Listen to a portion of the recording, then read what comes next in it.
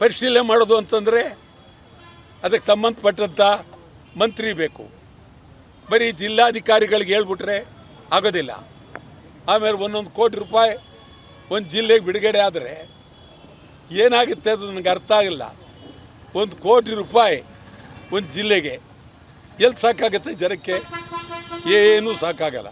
ಆ ಪರಿಸ್ಥಿತಿ ಆಗಿದೆ. ಕೂಡಲೇ ಇವತ್ತು ಸರ್ಕಾರ ಎಚ್ಚೆತ್ತು ಬೇಗ ಆ ರಾಜಕೀಯ ಈ ರಾಜಕೀಯ ಬೇಡ ಮತ್ತು ವಿರೋಧ ಪಕ್ಷದವ್ರೂ ಭಾಳ ಗಂಭೀರವಾಗಿ ಚಿಂತನೆ ಮಾಡಬೇಕು, ಯೋಚನೆ ಮಾಡಬೇಕು. ನೀವು ಬರೀ ಮಾತನಾಡಿ ಹಾಳು ಮಾಡಬೇಡಿ. ನೀವೆಲ್ಲ ಒಟ್ಟಿಗೆ ಸೇರಿ ಮತ್ತು ನನ್ನ ಪ್ರಕಾರ ಬೇಗ ಅಸೆಂಬ್ಲಿನಾರ ಕರೀರಿ. ಬೇಗ ಕರೆದು ಸಂಪೂರ್ಣವಾಗಿ ನೀವು ಸಮಗ್ರ ಚರ್ಚೆಯನ್ನಾದರೂ ಮಾಡಿ ಕೂಡಲೇ.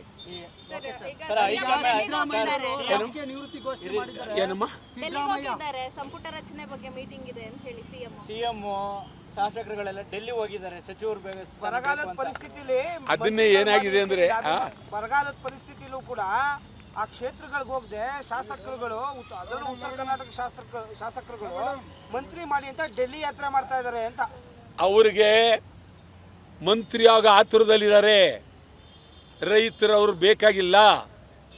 ಇವತ್ತು ಅಲ್ಲಿ ಶಿವಕುಮಾರ್ ಮೀಟಿಂಗ್ ಕರಿಬೇಕಾಗಿರಲಿಲ್ಲ. ಡೆಲ್ಲಿಲೇನು ಕರೆಯೋದು? ಬೆಂಗಳೂರಲ್ಲೇ ಕರಿಬೋದಾಗಿತ್ತು. ಏನು ವಿಧಾನಸೌಧ ಗೊತ್ತಿಲ್ಲ ಅವ್ರಿಗೆ?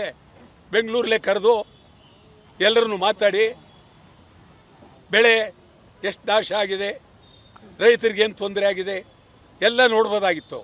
ಅತ್ಯಂತ ಕಳಪೆ ಸರ್ಕಾರ ಆಗೋಗಿದೆ ಇದು.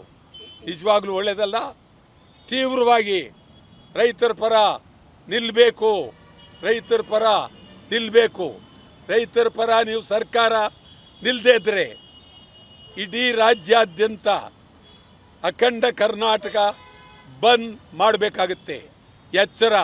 ರೈತರ ಪರವಾಗಿ, ರೈತರಿಗಾಗಿ, ಮಣ್ಣಿನ ಮಕ್ಕಳಿಗಾಗಿ ಕರ್ನಾಟಕ ಬಂದ್ ಕರಿಬೇಕಾಗುತ್ತೆ. ಎಚ್ಚರ.